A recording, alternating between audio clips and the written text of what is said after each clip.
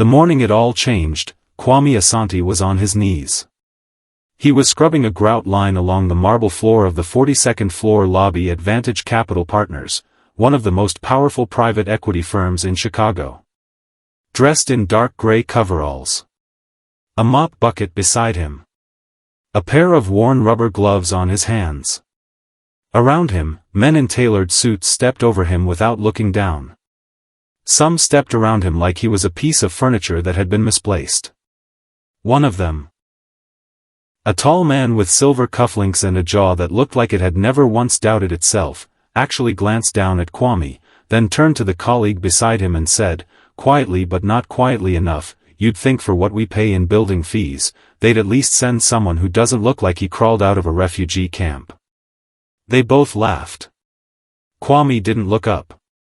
He kept scrubbing. And he smiled, just slightly, to himself. Because Kwame Asante knew something that man did not.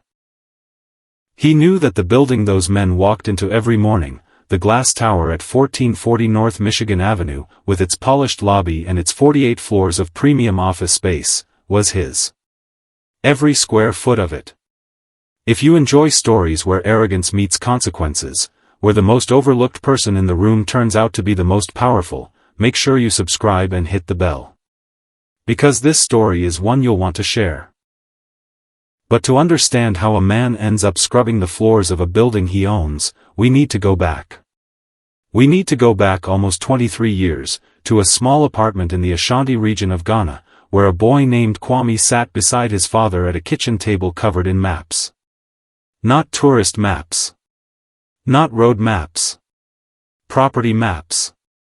His father, Kofi Asante, was not a wealthy man by any definition the world would recognize. He drove a second-hand taxi. He repaired small engines on weekends. He saved money in a tin box that lived beneath a floorboard in the bedroom. But Kofi Asante had a philosophy. He told Kwame, every single night, before the boy went to sleep, land does not lie. People lie. Businesses lie. But land stays where you put it. Kwame was 12 years old the first time he understood what his father meant. That was the year Kofi Asante sold his taxi, emptied the tin box, borrowed quietly from two uncles, and purchased a small strip of commercial property on the edge of town. Everyone in the family thought he had lost his mind. His wife, Abina, cried for 3 days. But Kofi was patient. He rented that strip out, modestly at first. Then he used that rent to buy a second small plot. Then a third. Not glamorous. Not fast.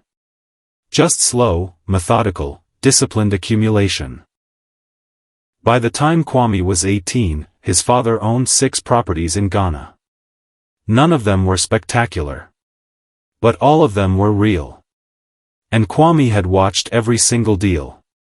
Sat at that kitchen table while his father read contracts by lamplight.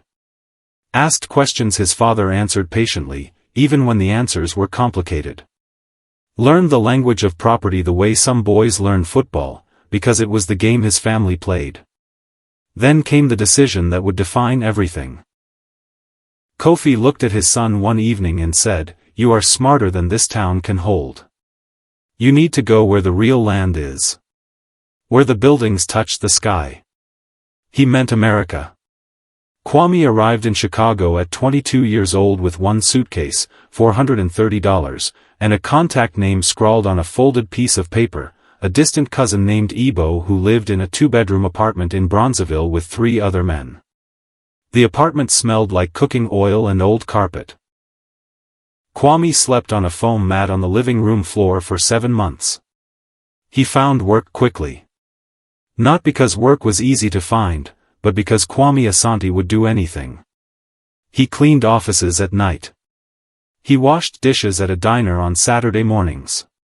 He delivered groceries 3 evenings a week. He sent money home to his mother every single month. But what Kwame did with the rest of that money, the small sliver he kept, was the thing that separated him from almost every other young man in that apartment. He saved it. Not in a bank account, not at first. In a system his father had taught him. Every dollar had a name. Every dollar had a purpose. Every dollar was either working or waiting to work. At night, when the other men in the apartment watched television or played cards, Kwame sat at the kitchen table with library books on real estate law, property tax structures, and commercial zoning regulations in Cook County. He took notes in a small green notebook. He filled 6 of those notebooks in 2 years. He also enrolled in night classes at a community college, accounting first, then business law, then a certificate program in real estate finance. He worked during the days. He studied during the nights. He slept less than 5 hours most nights and never once complained about it. Because Kwame Asante understood something that most people never learn. He understood that invisibility was a tool. When people don't see you, they don't guard against you. When people underestimate you, they give you access they would otherwise withhold. And America, he noticed, was extraordinary at not seeing certain people. He filed that observation away. By the time he was 27, Kwame had saved enough to purchase a 12% stake in a small residential property in Pilsen through a real estate investment cooperative he had quietly helped organize with 4 other immigrant families. It wasn't glamorous. It wasn't profitable yet. But it was real. And it was his. Over the next several years, Kwame kept his expenses ruthlessly low.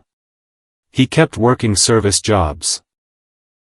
Not because he had to, but because they gave him access to buildings, to management offices, to the flow of commercial real estate in a way that no desk job would have. He learned how buildings were managed by managing them from the inside. He learned what owners missed by watching what tenants complained about. He learned the rhythm of commercial property, the leases, the renewals, the vacancy cycles, the moments when an owner was desperate and a buyer with quiet capital could step in. And slowly, patiently, the way his father had taught him, he accumulated a stake in a small office park in Evanston. A 30% ownership position in a mid-size retail strip in Wicker Park, purchased through an LLC with a name that told nobody anything about Kwame Asante. A silent partner arrangement on a warehouse conversion in the West Loop, brokered through a real estate attorney named Delphine Nakamura who had become Kwame's most trusted advisor and closest professional ally. By the time he was 34 years old, Kwame's portfolio, invisible to the world, held through a web of carefully structured LLCs, was worth just over $11 million. He was still cleaning offices. By choice. Because the building he was now cleaning 5 days a week, 1440 North Michigan Avenue, was a building he had been watching for 3 years. And he was getting very close to making a move. Let's talk about that building for a moment, because it matters. 1440 North Michigan Avenue was a 48-floor Class A commercial tower in the heart of Chicago's Streeterville neighborhood. It had been built in the early 1990s during a wave of commercial optimism that had not entirely aged well. The building was solid. The location was exceptional. But the ownership, a family real estate trust based in Philadelphia called Hartwick Property Group, had been mismanaging it for years. Vacancy rates were creeping upward. Maintenance was deferred. 3 anchor tenants had quietly signaled they were considering not renewing. The building was bleeding, slowly. Hartwick Property Group didn't see it yet. Or rather, and this was the thing Kwame had confirmed through careful research, the people running Hartwick were more interested in extracting distributions than in investing capital to stabilize the asset. The building was a ticking clock. Kwame had known this for 2 years. He had taken a job as part of the overnight cleaning crew at 1440 specifically to get inside it. To walk its floors. To read its systems. To understand its bones the way a doctor understands a patient before making a diagnosis. What he found confirmed everything his research had told him. The building was undervalued by approximately 30% compared to similar assets in the corridor. Its mechanical systems were aging but not beyond recovery. Its anchor-tenant relationships, though strained, were salvageable with the right investment and the right management partner. And most importantly, Hardwick Property Group was going to need to sell within 18 months. Kwame knew this because he had quietly made a connection with a former Hardwick board member, an older man named Gerald Foss who played chess on Tuesday evenings at a club in Hyde Park that Kwame had joined 3 years earlier for exactly this purpose. Gerald didn't know he was feeding Kwame information. He just thought Kwame was a pleasant, curious young man who was very good at chess. Now, the cleaning job. Kwame had been on the overnight crew at 1440 for 14 months when he was quietly offered a day shift position by the building's facilities manager, a decent man named Terrence Cole who noticed that Kwame was always early, always thorough, and never needed to be told something twice. Moving to the day shift meant something important. It meant Kwame was now visible inside the building during business hours. It meant the people who worked at Vantage Capital Partners, the anchor tenant on floors 38 through 44, now saw him regularly. Which meant they could ignore him regularly. Which, for Kwame's purposes, was exactly what he needed. The man with the silver cufflinks was named Prescott Waverly. He was the managing director of Vantage Capital Partners' Chicago office, and he was, by any honest assessment, the kind of man who had spent his entire life being told he was extraordinary by people who needed something from him. He was 51 years old. He had gone to Dartmouth for undergrad and Wharton for his MBA. He wore watches that cost more than most people's cars. He had a way of standing in a room that suggested he believed the room had been designed to frame him specifically. He was also, Kwame had observed over 14 months, not as intelligent as he believed himself to be. Prescott Waverly was skilled at assembling and repeating the ideas of others and presenting them as his own. He was expert at reading a room for power and aligning himself accordingly. He was a first-class political animal in a corporate ecosystem that rewarded political animals. But his actual analytical instincts, his ability to evaluate a deal on its fundamentals, to see past the surface of a number to the reality beneath, were mediocre. Kwame knew this because he had quietly read every deal memo, every investment thesis, every board presentation that Vantage Capital had produced in the past 2 years. Not by hacking anything. Not by doing anything unethical. Simply by being the man who emptied the recycling bins. People shred what they think is sensitive. But they throw away early drafts. They discard the presentations that didn't make the cut. They leave behind the versions that got revised, the printouts that got marked up, the internal notes that nobody thought anyone would ever read. Kwame read all of it.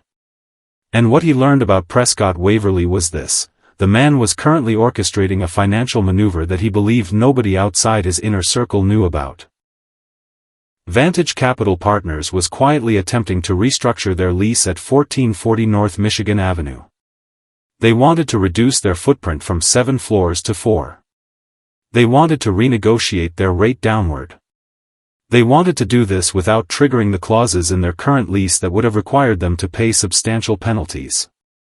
The way Prescott planned to do this was by quietly pressuring Hardwick Property Group, through a mutual financial contact, to accept a restructured agreement that would benefit Vantage while making Hardwick's occupancy numbers look healthier than they actually were. It was not illegal. But it was the kind of move that, if Hardwick's leadership understood what was actually happening, they would never agree to. Prescott was counting on Hardwick not understanding. Kwame filed this information carefully. And he waited.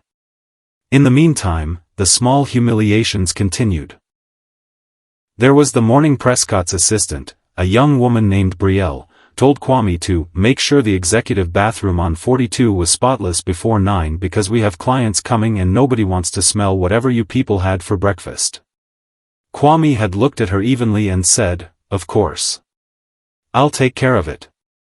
There was the afternoon when a junior analyst named Tanner, 24 years old, 3 months out of Northwestern, already carrying himself like he owned the building, dropped an entire paper cup of coffee on the floor directly in front of Kwame and said, without looking up from his phone, "You're going to want to get that." Not, "Sorry. Not, excuse me. Not even eye contact. Just an instruction. Like Kwame was a robot that responded to commands. Kwame cleaned it up. He said nothing. He noticed that two other junior employees, a young woman named Adiz, who was Nigerian-American and had been with Vantage for 8 months, and a quieter analyst named Bertrand, had both witnessed that moment. Adiz had looked away, uncomfortable. Bertrand had looked at Tanner with something that might have been embarrassment. Kwame noticed all of it. And then there was the day Prescott Waverly himself walked past Kwame in the hallway. Kwame was replacing a light fixture in the ceiling panel. And said to the man beside him, loudly enough, "I honestly cannot understand why building management keeps sending us the same crew. At this point I've seen better work from the guys standing outside Home Depot." The man beside Prescott laughed. Kwame, balanced on a stepladder with a screwdriver in his hand, said nothing. He finished replacing the fixture. He descended the ladder. He moved to the next task on his list. But something in him, some quiet, internal mechanism, clicked into place. He had gathered enough. He had waited long enough. It was time to move. That night, Kwame sat in his apartment, not the apartment in Bronzeville, which he had left years ago, but a modest 2-bedroom unit in Evanston that he owned outright, and made 3 phone calls. The first was to Delphine Nakamura, his attorney. The second was to a private equity contact in New York named Roshan Mehta, who ran a small but highly capable real estate acquisition fund that Kwame had co-invested with twice before. The third was to Gerald Foss, his chess partner. Each call was brief. Each call moved something forward. What happened next took 62 days. In the world of commercial real estate, 62 days is extraordinarily fast. It was fast because Kwame had been preparing for 3 years. Because his financing was already structured, already committed, already waiting for exactly this kind of opportunity. Because Delphine Nakamura had spent 6 months quietly establishing contact with Hartwick Property Group's legal counsel through channels that appeared entirely routine. And it was fast because Hartwick Property Group was, as Kwame had predicted, now genuinely desperate. Prescott Waverly's behind-the-scenes lease restructuring gambit had been partially successful. Successful enough to cause Hartwick to misread their own financial position by approximately $2 million over the next 18-month period.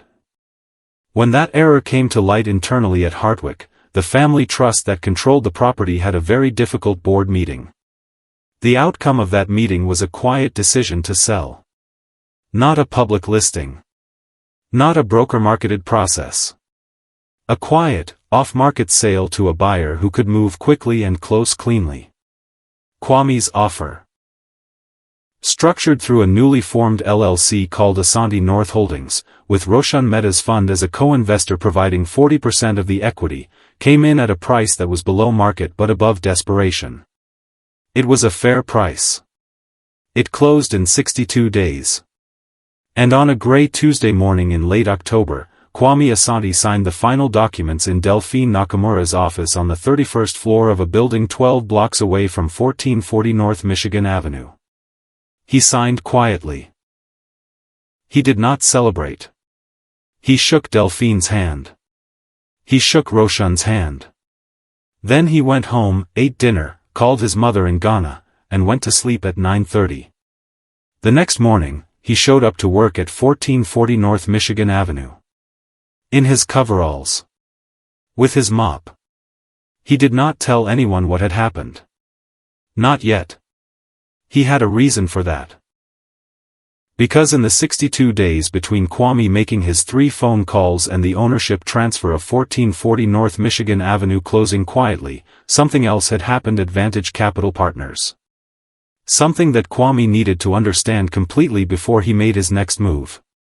It started on a Wednesday afternoon, when Kwame was cleaning the glass panels in the hallway outside the 42nd floor conference room. The conference room door was not fully closed. And inside, Prescott Waverly was having a conversation with a man named Drummond, who was Vantage's chief financial officer, that Kwame was quite certain Prescott believed was completely private. Kwame kept cleaning the glass. What he heard, carefully, without reacting, was this. Prescott had found a way to structure a management fee arrangement between Vantage Capital Partners and 3 portfolio companies they managed, in a manner that was redirecting a portion of those fees, approximately $300,000 annually, through a consulting entity that existed on paper but provided no actual services. That consulting entity was controlled, indirectly, by Prescott Waverly personally. It was not disclosed to Vantage's investors. It was not disclosed to Vantage's board. It was, without any softening of language, fraud. Not aggressive accounting fraud. Not gray area fraud. Actual, straightforward fraud.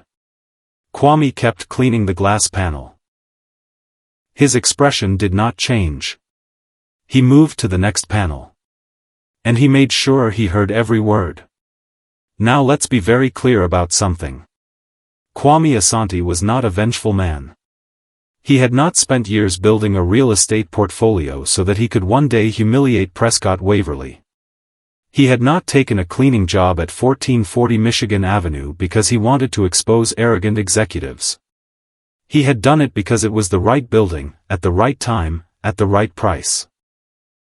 The humiliations he had experienced were real. They had stung, quietly, the way small cruelties always sting when you are too disciplined to show it. But Kwame's goal had never been revenge. His goal was to build something lasting. Something his father had taught him was worth building. And yet, there is a version of justice that is not revenge. There is a version of accountability that is not cruelty. And Kwame Asante, as he replaced his cleaning supplies in the supply closet at the end of that Wednesday afternoon, decided that it was time to let that version of justice do what it was designed to do.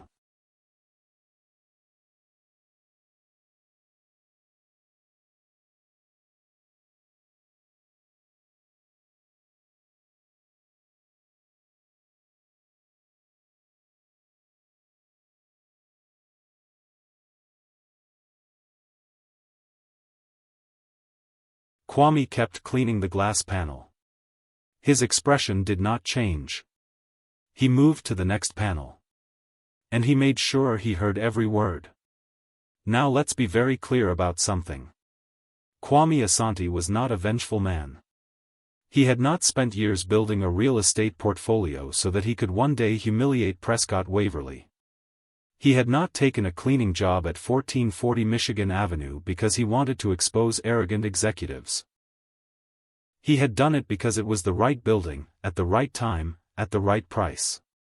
The humiliations he had experienced were real. They had stung, quietly, the way small cruelties always sting when you are too disciplined to show it. But Kwame's goal had never been revenge. His goal was to build something lasting. Something his father had taught him was worth building. And yet, there is a version of justice that is not revenge. There is a version of accountability that is not cruelty. And Kwame Asante, as he replaced his cleaning supplies in the supply closet at the end of that Wednesday afternoon, decided that it was time to let that version of justice do what it was designed to do. He called Delphine that evening. He described what he had heard. Delphine was quiet for a long moment. Then she said, "Do you want to handle this through building management? Or do you want to escalate it?" Kwame said, "I want to handle it correctly." Delphine said, "Then we need to bring in someone else." The someone else was a woman named Claudette Voss. Claudette was a former SEC enforcement attorney who now worked as an independent compliance consultant. She was 62 years old, had seen every variety of financial misconduct that human creativity could produce, and had a reputation in Chicago's legal and financial community for being exactly as formidable as her credentials suggested. Kwame had never met her before. But Delphine trusted her completely. The three of them met on a Saturday morning at Delphine's office. Kwame brought his green notebook, the latest one, not from 20 years ago, and described, in precise, chronological detail, everything he had heard through the conference room door. Claudette asked 17 questions. Kwame answered all 17 without hesitation or uncertainty. At the end, Claudette folded her hands on the table and said, "Mr. Asante, how would you like to proceed?" Kwame said, slowly. "Correctly. And completely." She nodded once. "Then let's begin." But there was still the matter of the building. Kwame had now owned 1440 North Michigan Avenue for 11 days, and nobody at Vantage Capital Partners knew it yet. That was about to change. On a Monday morning, a Monday that Kwame would later describe to his mother as the most interesting day of his professional life. He arrived at the building at his usual time, in his usual coveralls, with his usual equipment. He cleaned 2 floors. He ate his lunch in the building's basement break room, as he always did. Then, at 2 o'clock in the afternoon, he went to the building's management office on the 3rd floor, sat down at the desk he now had every legal right to sit at, and asked the building manager, a man named Harlan who had been with the building for 8 years, to please summon the senior representative from each of the building's major tenants for a brief mandatory meeting at 4 o'clock. Harlan stared at him. Kwame produced a document. It was the executed ownership transfer, filed with Cook County, bearing Kwame's name and the name of Asante North Holdings. Harlan read it. He read it again. He looked up at Kwame. He looked down at the document. Then he said, very quietly, "I'll make the calls." At 4 o'clock, 7 people filed into the 3rd floor conference room at 1440 North Michigan Avenue. Most of them were senior building administrators from various tenants. Facilities managers. Office directors. Administrative leads. But 2 of them were from Vantage Capital Partners. One was Drummond, the CFO.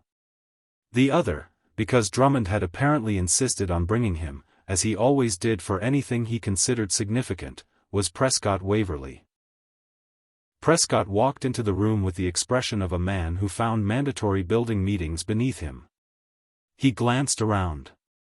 He looked at the building manager, Harlan, standing near the door. He looked at the other tenants. And then his eyes found the man sitting at the head of the conference table. A man in gray coveralls. A man he recognized. Prescott's face did something complicated. It went through confusion, then recognition, then a kind of dismissive amusement. He leaned toward Drummond and murmured something. Drummond looked uncertain. Kwame let them settle. Then he said, in a clear, calm, unhurried voice, "Thank you all for coming. My name is Kwame Asante. As of 11 days ago, I am the majority owner of this building through Asante North Holdings. I wanted to introduce myself personally to all of our tenants." He paused. He let that sit. Several people in the room exchanged glances. Drummond had gone very still. Prescott Waverly was wearing an expression that Kwame could only describe as a man watching a magic trick he didn't believe in and didn't want to believe in. Kwame continued. "I have reviewed all existing lease agreements, and I can confirm that all current tenants are fully protected under the terms of their current contracts. I am not here to disrupt anyone's operations." He looked around the room. "I am here because I believe this building has been significantly underinvested. I intend to change that. I have already commissioned a full structural and mechanical assessment, and I am planning a capital improvement program that will bring this building back to the standard its location deserves." He paused again. Then he said, gently, "I look forward to being a good steward of this property. And I look forward to being a good neighbor to all of you." He stood up. "Any questions?" The room was very quiet. One of the facilities managers from a smaller tenant, a polite woman named Marguerite, raised her hand and asked about the timeline for the planned renovations. Kwame answered her directly and clearly. Another administrator asked about parking allocation. Kwame answered that too. Prescott Waverly said nothing. He was staring at Kwame with an expression that had passed through amusement and confusion and arrived somewhere that looked a great deal like dread. After the other tenants began to file out, exchanging surprised but largely positive murmurs, Prescott remained in his seat. Drummond stood beside him, equally still. Kwame gathered his documents. He was almost at the door when Prescott found his voice. "This is..." Prescott stopped. Collected himself. Tried again. "This can't be right." Kwame turned. He looked at Prescott with an expression that was entirely calm. "I assure you it is," he said. "You're welcome to have your legal team review the county records. They're public." Prescott stood up. Something in his bearing shifted, that unconscious realignment of a man trying to reassert a hierarchy that had just collapsed beneath him. "I think we need to have a conversation," Prescott said. "Privately. About our lease arrangements." Kwame nodded. "I agree. Please have your team contact mine. We can schedule something for later this week." He handed Prescott a business card. A clean white card. Simple. Just a name, a number, and an email address. Kwame Asante, Managing Principal, Asante North Holdings. Prescott looked at the card. He looked at Kwame. And for the first time in Kwame's 11 months of working in this building, Prescott Waverly looked at him. Really looked at him. And what he saw, finally, too late, was a man who had been watching him for a very long time. The next 72 hours were instructive. Prescott Waverly, to his credit, was not a man who panicked visibly. He moved fast. He got his legal team involved that same evening. He had his people pull the county records on the ownership transfer, and confirmed, as Kwame had told him he would, that it was entirely real. He then did what powerful men who suddenly find themselves on uncertain ground tend to do. He attempted to renegotiate from a position of false strength. His legal team sent Kwame's team a letter within 48 hours. The letter was cordial in tone and aggressive in substance. It argued, essentially, that Vantage Capital Partners' current lease terms, including their recently renegotiated arrangement, should be honored in full by the new ownership, and further suggested that Vantage expected certain service enhancements commensurate with their status as the building's largest tenant. Delphine read the letter. She called Kwame. She said, "They're trying to set a tone." Kwame said, "I know. Let them try." Then he said, "Has Claudette completed her documentation?" Delphine said, "She submitted the formal referral this morning." Kwame said, "Good. Let's wait 3 days." 3 days later, on a Thursday afternoon, two things happened nearly simultaneously. The first thing, representatives from the SEC's Chicago regional office contacted Vantage Capital Partners' legal department requesting a documentation review related to certain fee arrangements with portfolio companies. The second thing. Kwame walked into the 42nd floor of 1440 North Michigan Avenue, not in coveralls, but in a quietly elegant charcoal gray suit that fit him exceptionally well, accompanied by Delphine Nakamura and a property management consultant named Werner, and asked to meet with Prescott Waverly. He was shown in immediately. The meeting took place in the corner office that Prescott used for important clients. Floor-to-ceiling windows. Lake Michigan visible in the gray afternoon distance. The kind of office designed to make visitors feel the weight of the person who occupied it. Prescott was seated behind his desk. Drummond sat off to one side, attempting to look composed. Kwame sat across from Prescott. He did not look at the view. He did not perform awe. He set a folder on the desk between them. "I'd like to discuss your lease," Kwame said. Prescott leaned back. "Our legal team has already outlined our position." "I read their letter," Kwame said. "I'd like to discuss a different arrangement." He opened the folder. Inside was a single page. It was a summary, clean, precise, without flourish, of what Kwame had documented about the lease restructuring Prescott had orchestrated with Hartwick Property Group. The quiet maneuvering. The mutual financial contact. The way the arrangement had been structured to mislead Hartwick about their own vacancy and revenue projections. Kwame slid it across the desk. Prescott looked at it. Something moved across his face. He looked up at Kwame. "Where did you get this?" Kwame said, "It doesn't matter where I got it. What matters is what it is." Prescott said, carefully, this could be interpreted in a number of ways." Kwame nodded slowly. "It could. By someone who wasn't paying attention. But I have been paying attention for quite some time." He paused. "And I want to be clear about something, Mr. Waverly. This is not a threat. I am not here to threaten you." Prescott waited. "I am here," Kwame said, "to talk about your lease. Specifically, I am here to tell you that based on a review of the actual terms of your current agreement, the original terms, not the informal restructuring you negotiated with the previous ownership, your organization owes this building a remediation payment of approximately $1.4 million. The room was very quiet. Drummond made a small sound. Prescott said nothing for a long moment. Then he said, "You can't be serious." Kwame said, "Delphine." Delphine opened her briefcase and placed a second document on the desk. It was a legal analysis. 14 pages. It had been prepared by one of the top real estate litigation firms in Chicago. The lease restructuring you negotiated with Hartwick was informal and undocumented in a manner that, under the actual terms of the master lease agreement, constitutes a breach. We are not seeking punitive damages. We are seeking the remediation amount that reflects the actual value of the concessions that were improperly obtained." Prescott stared at the document.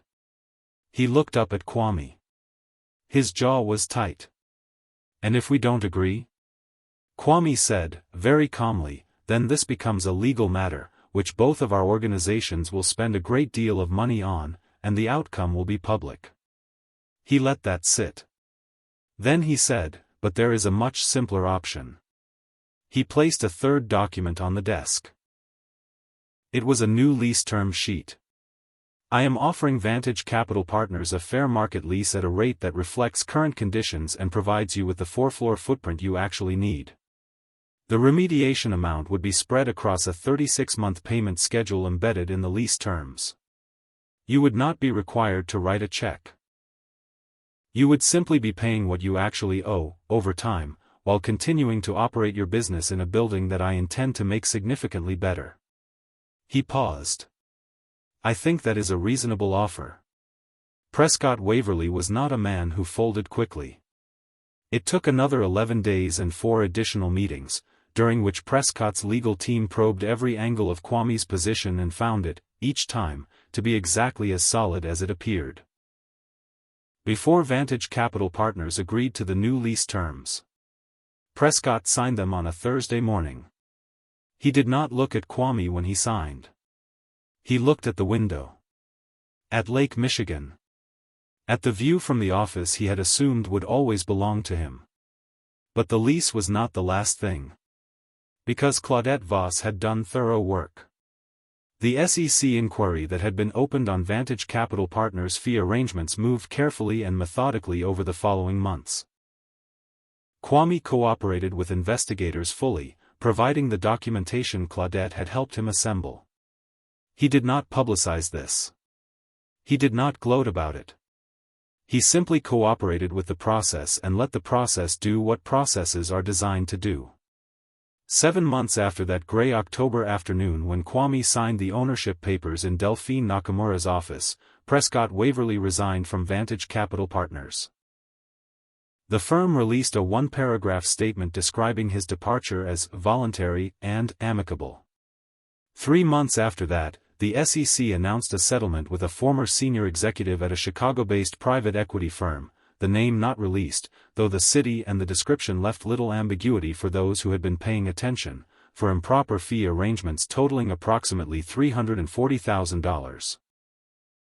The executive agreed to pay a fine, was barred from the industry for 5 years, and issued no admission of wrongdoing. The Chicago financial press covered it briefly.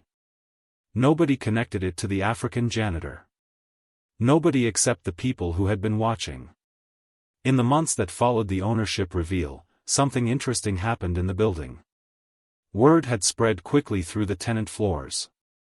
The story that the man in coveralls mopping the hallways outside the Vantage Capital conference rooms was the owner of the building, had the quality of something people did not quite believe until they verified it themselves. Several junior Vantage employees had verified it. The reaction in that office was mixed, as human reactions to uncomfortable truths always are. Tanner, the young analyst who had told Kwame to clean up his spilled coffee without looking up from his phone, had gone very quiet. Colleagues reported that he had been seen, on more than one occasion, staring at nothing in particular in the middle of the workday, as though running something over in his mind repeatedly. He resigned from Vantage Capital Partners 4 months after Prescott's departure. Whether that was guilt or simply a young man reading the atmosphere of a firm in transition was hard to say.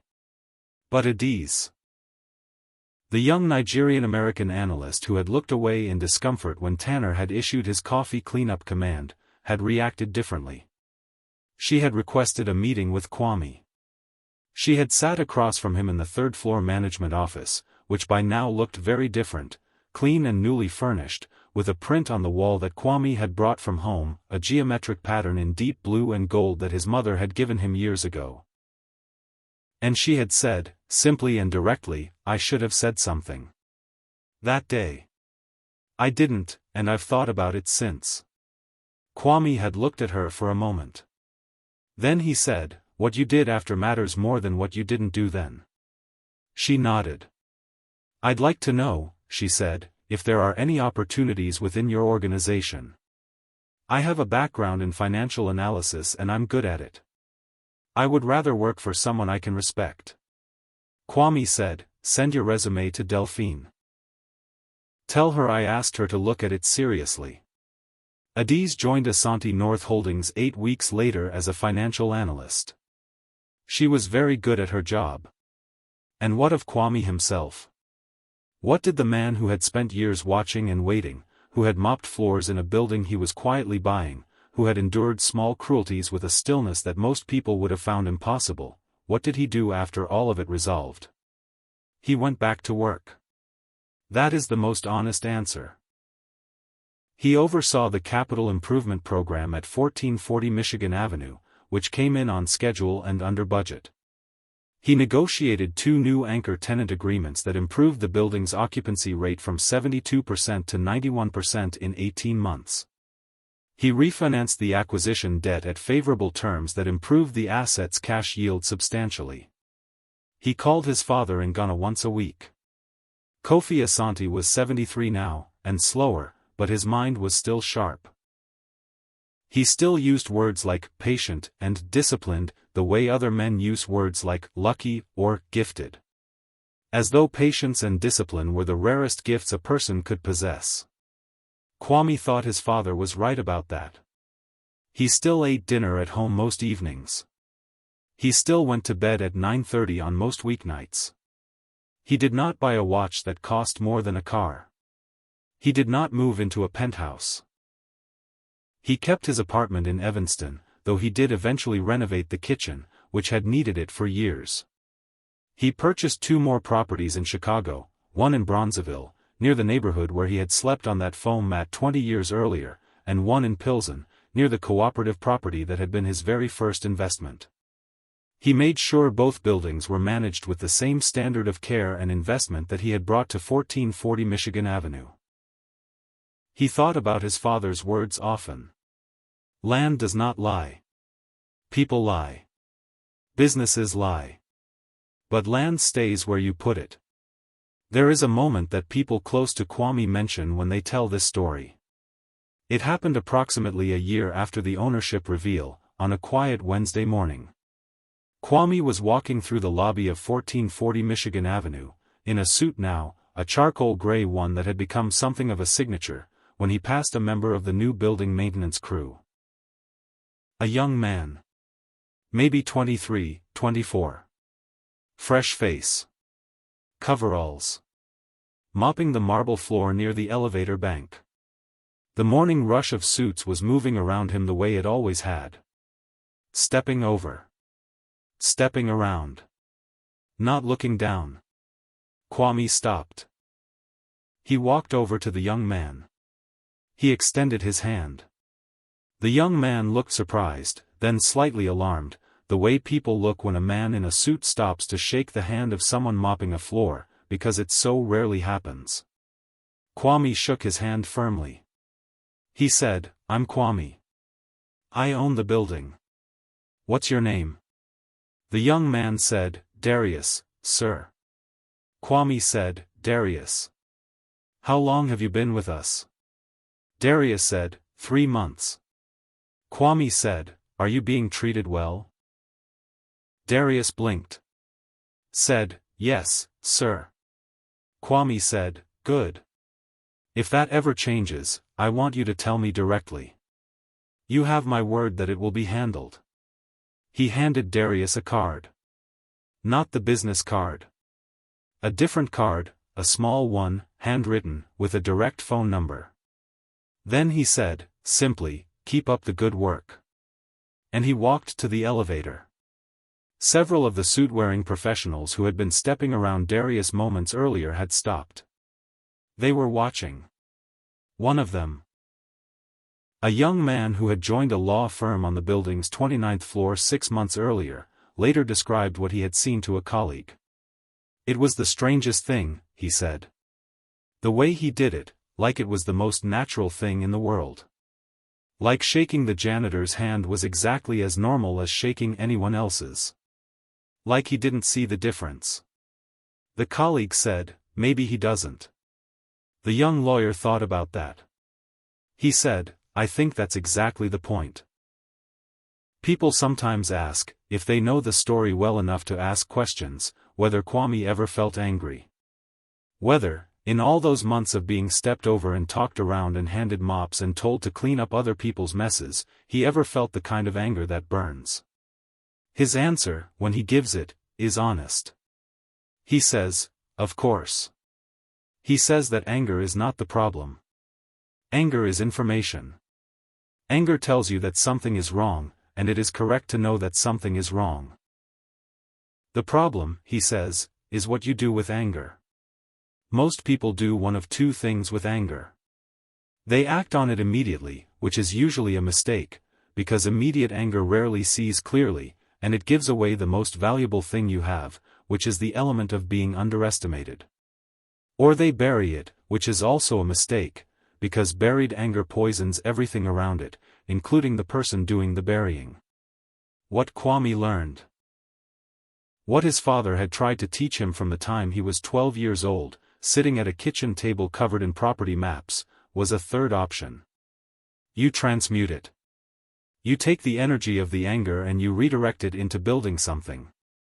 Something real. Something that lasts. Something that, when the moment finally comes, speaks for itself in a language that no one can dispute. Not shouting. Not performance. Not the hot satisfaction of saying, "I told you so." Just the quiet, undeniable weight of what you have actually built. There is a last detail worth telling. Hartwick Property Group, the family trust that had sold 1440 Michigan Avenue to Kwame, eventually became aware of the full story. Not immediately. But over time, as these things tend to emerge. The head of the trust, a woman named Eleanor Hartwick, who was in her early 70s and had spent 40 years building the family's real estate holdings, reached out to Kwame through a mutual contact approximately 18 months after the sale. She asked to meet for coffee. They met at a quiet hotel bar in the Gold Coast on a rainy November afternoon. Eleanor Hartwick was a formidable woman.